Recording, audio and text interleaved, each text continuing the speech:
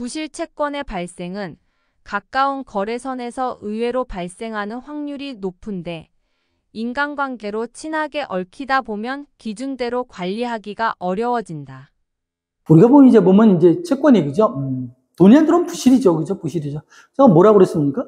부실 채권이라는 게 보면 상대방이 파산이 되고 부도가 되고 강제 집행되고 당연히 부도가 맞아요. 거래선. 그렇지만 더 중요한 건 뭔가니 그렇지 않고 뭐 이제 정상적인 거래선이고 뭐 나름대로 그죠? 뭐 우량한 거래선이라고 대외적으로는 돼 있지만 기본적으로 뭡니까? 나한테 내 돈 안 주면 그게 다 부실이죠.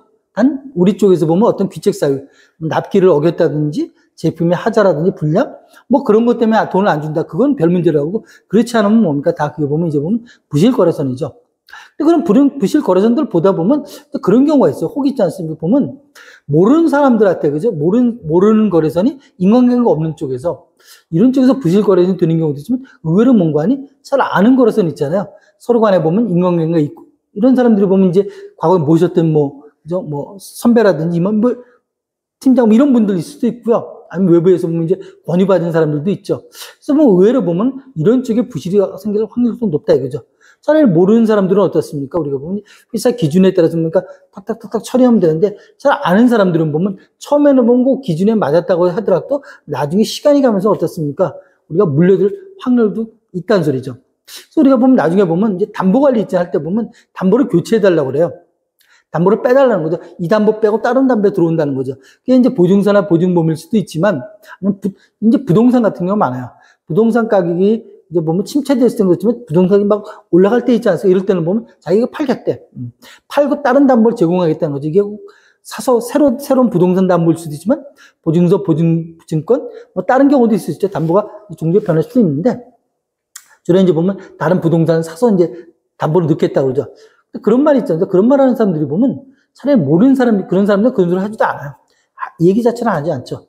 그런 얘기를 한 사람이 누군가니 내가 잘 아는 사람들이죠. 이런 얘기를 하는 거죠. 그럼 그걸 믿고 만약에 그냥 해지한다고 그러지 않습니까? 그죠? 그걸 풀어준다는 거죠. 풀어주면 새로운 담보가 들어오냐? 들어올 수도 있겠죠. 안 들어올 확률 어떻습니까? 거의 반 이상 본다는 거죠. 그런 담보가 안 들어오면 그게 바로 뭡니까? 그게 부실화가 되는 경우죠. 그래서 어떠한 경우도 어떻습니까? 어떤 경우에도 새로운 담보를 교체할 때는 새로운 담보가 들어온 다음에 한다 이거죠. 그 기간 있지 않습니까? 그 기간 같은 거는 뭐 여러분 그죠? 이제 중시하셔야 되는 경우죠. 그래서 우리가 또 하나 보면 이제 보면 추천을 받는다고 그랬죠. 거래선 추천 같은 경우. 이 추천 같은 경우도 보면 우리가 보면 이제 보면 새로 신규 거래선 같은 거는 그죠? 그죠? 기준대로 굉장히 엄격하게 할 거 아니겠습니까? 근데 보면 이제 아무래도 보면 이제 추천을 받은 거래선이다. 주로 이제 보면 위에 사람들이겠죠. 그죠? 근데 이런 거래선들은 뭐 우리가 보면 기준대로 하긴 잘 또 어려울 수도 있어요. 왜요? 그 사람의 관계 때문에. 그래서 보면 어느 정도만 되면 걸다가 그죠? 집어넣고 이제 거래선으로 등록해서 하는 경우가 있는데 의외로 나중에 보면 있잖아요. 이런 거래선들이 속속 있는 경우죠. 속속 있는 경우가 있다 없다? 있을 수 있다는 소리죠. 그래서 우리 영업에서도 있지 않습니까? 보면 이런 부분들 이제 관리 좀 잘 하셔야 되는 경우죠. 그래서 기존에 이제 보면 인간관계에 좀 묶여있다. 이런 거래선들은 보면 사실 오래 하신 분들은 못했어요. 그 사람한테 뭐 어떻게 강압적으로 하겠습니까? 기준대로.